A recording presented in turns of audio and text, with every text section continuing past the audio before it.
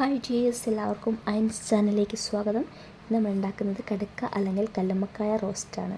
അപ്പോൾ ആദ്യം തന്നെ നമ്മൾ കടുക്ക നന്നായിട്ട് വൃത്തിയാക്കി എടുത്തതിന് ശേഷം പുഴുങ്ങിയെടുക്കുക. ഇത് നമുക്ക് പച്ചയാർന്നും ഉണ്ടാക്കാവുന്നതാണ്. അപ്പോഴും നല്ല സൂപ്പർ ടേസ്റ്റ് തന്നെയായിരിക്കും കേട്ടോ.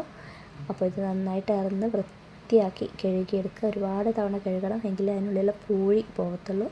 അപ്പോൾ നമുക്ക് ഇതിനാവശ്യമായിട്ടുള്ള ഇൻഗ്രീഡിയൻസ് ആണ്. പിന്നെ സവോള 2 വലുത്താണ് ഞാൻ എടുത്തിട്ടുള്ളത്, സ്ലൈസായി കട്ട് ചെയ്തിട്ടുണ്ട്. പിന്നെ ഒരു 10 വെളുത്തുള്ളി ചതച്ചത്, പിന്നെ ഒരു 2 പച്ചമുളക് ചതച്ചത്, പിന്നെ ഇഞ്ചി 1 ഇഞ്ച് കനത്തിലുള്ളത്, അത് ചതച്ചെടുത്തതാണ്. പിന്നെ ഒരു കഷ്ണം പട്ടയാണ് എടുത്തത്, അത് കുഞ്ഞു കുഞ്ഞു കഷ്ണങ്ങളായിട്ട് ഞാൻ മുറിച്ചിട്ടിട്ടുണ്ട്. പിന്നെ ഒരു 3 ഗ്രാമ്പൂ എടുത്തിട്ടുണ്ട്. പിന്നെ 2 തണ്ട് കറി ലീവ്സും. ബാക്കി ഇൻഗ്രീഡിയൻസ് പിന്നെ പറയാം കേട്ടോ. അപ്പോൾ ഇനി നമ്മൾ പാന് ചൂടായതിനു ശേഷം നമ്മൾ വെളിച്ചെണ്ണ, നല്ലൊരു വെളിച്ചെണ്ണ തന്നെ സെലക്ട് ചെയ്യുക. ഞാൻ എടുത്തിട്ടുള്ളത് GR കോക്കനട്ട് ഓയിലാണ്. അപ്പോൾ അതൊഴിച്ചതിന് ശേഷം നമ്മൾ സവാള അതിലേക്കിടുക. ഒരല്പം ഉപ്പും കൂടെ ചേർത്തിട്ട് വഴറ്റിയെടുക്കുക കേട്ടോ.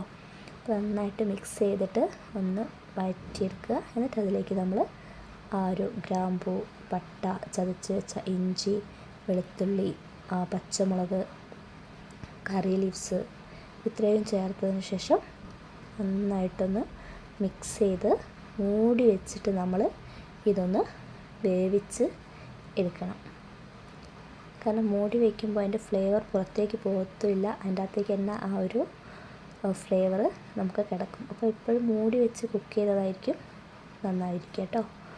അതുവരെ അത് നന്നായിട്ടൊന്ന് വഴന്ന് വന്നാൽ നമ്മൾ നമ്മുടെ കല്ലുമ്മക്കായ എടുത്ത് അതിലേക്കിട്ടിട്ട് ഒന്നും കൂടെ യോജിപ്പിച്ചതിന് ശേഷം നമ്മൾ വീണ്ടും കുറച്ച് സമയം ഒന്ന് മൂടി വെച്ചിട്ട് തന്നെ വേവിച്ചെടുക്കണം. കാരണം ഈ ഒരു മസാലയുടെ ഫ്ലേവറൊക്കെ കല്ലുമ്മക്കായയിലേക്ക് നന്നായിട്ട് ഇറങ്ങാൻ വേണ്ടിയിട്ടാണ് നമ്മൾ ഇങ്ങനെ ചെയ്യുന്നത്.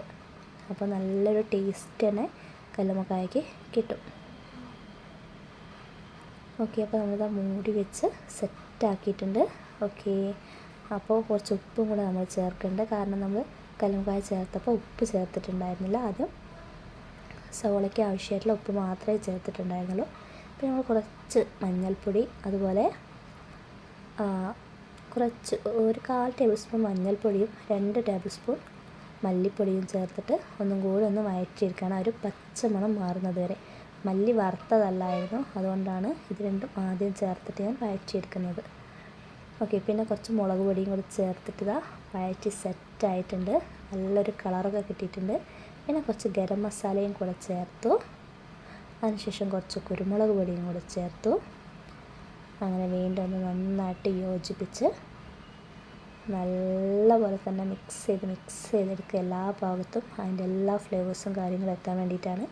പിന്നെ ഫൈനലി നമ്മൾ ഒരു 2 കറി ലീവ്സും കൂടെ ചേർത്തിട്ട് ഒന്ന് മിക്സ് ചെയ്യുക. ഫ്ലെയിം ഓഫ് ചെയ്യുക കേട്ടോ. അപ്പോൾ നമ്മൾ സെറ്റായിട്ടുണ്ട് നമ്മുടെ കല്ലുമ്മക്കായ.